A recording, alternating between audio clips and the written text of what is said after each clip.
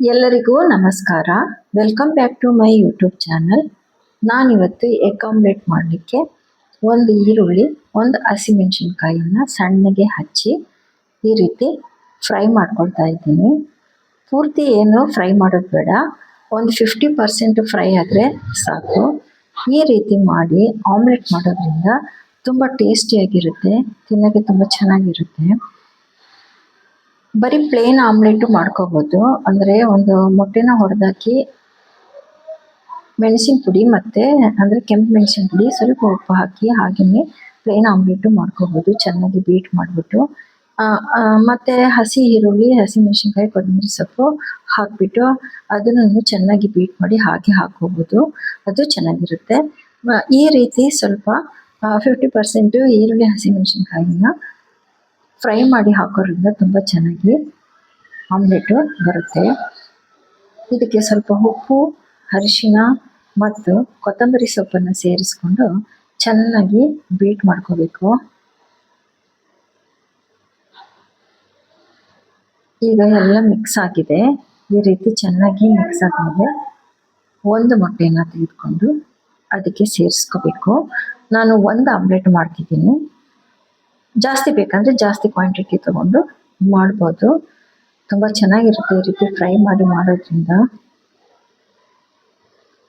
ಸ್ನ್ಯಾಕ್ಸ್ಗೂ ಚೆನ್ನಾಗಿರುತ್ತೆ. ತಿಳಿ ಸಾರು ಮಾಡಿದಾಗ ತಿಳಿ ಸಾರು ಜೊತೆಗೆ ಸೈಡ್ ಡಿಶ್ಗೆ ಎಲ್ಲ ಚೆನ್ನಾಗಿ ಇರುತ್ತೆ. ಹೇಗೆ ಬೇಕಾದ್ರೂ ತಿನ್ಬೋದು. ಹೀಗೆ ತಿನ್ನಬೇಕು ಹಾಗೆ ತಿನ್ನಬೇಕು ಅಂತ ಏನೂ ಇಲ್ಲ. ಈಗ ಚೆನ್ನಾಗಿ ಮಿಕ್ಸ್ ಆಗಿದೆ.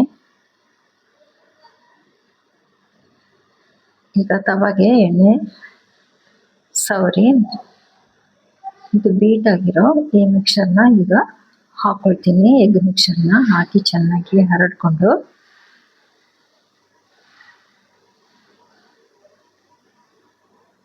ಎಷ್ಟು ಮಂದ ಬೇಕೋ ಅಷ್ಟು ಮಂದಕ್ಕೆ ಹಾಕೋಬೋದು, ಅಥವಾ ತೆಳುಗೆ ಬೇಕಾದ್ರೆ ತೆಳುಗೆ ಹಾಕೋಬೋದು. ಸುತ್ತಲೂ ಒಂದು ಸ್ವಲ್ಪ ಎಣ್ಣೆನ ಹಾಕಿ ಮೀಡಿಯಮ್ ಫ್ಲೇಮಲ್ಲಿ ಬೇಯಿಸ್ಕೊಂಡ್ರೆ ತುಂಬ ಚೆನ್ನಾಗಿ ಬರುತ್ತೆ. ಉರಿ ಜಾಸ್ತಿ ಇದ್ದರೆ ಚೆನ್ನಾಗಿರಲ್ಲ, ಸೀದೋಗ್ಬಿಡುತ್ತೆ. ಸೀದೋದ್ರೆ ಯಾವುದೇ ಒಂದು ಪದಾರ್ಥನೂ ಚೆನ್ನಾಗಿರೋದಿಲ್ಲ. ಅದರಲ್ಲೂ ಆಮ್ಲೆಟ್ ಸೀದೋದ್ರೆ ಒಂಚೂರು ಚೆನ್ನಾಗಿರಲ್ಲ. ಈಗ ನೋಡಿ ಚೆನ್ನಾಗಿ ಉಬ್ಬಿದೆ. ಇದನ್ನು ತಿರುವಾಕಿ ಬೇರೆ ಕಡೆನೂ ಬೇಯಿಸ್ಕೊಳ್ತೀನಿ. ಎಷ್ಟು ಚೆನ್ನಾಗಿ ಬಂದಿದೆ ನೋಡಿ, ತುಂಬ ಚೆನ್ನಾಗಿರುತ್ತೆ ತಿನ್ನೋದಕ್ಕಂತೂ. ಈಗ ಆಮ್ಲೆಟು ರೆಡಿ ಆಗಿದೆ. ಬಿಸಿ ಬಿಸಿ ಆಮ್ಲೆಟ್ ರೆಡಿ ಆಗಿದೆ.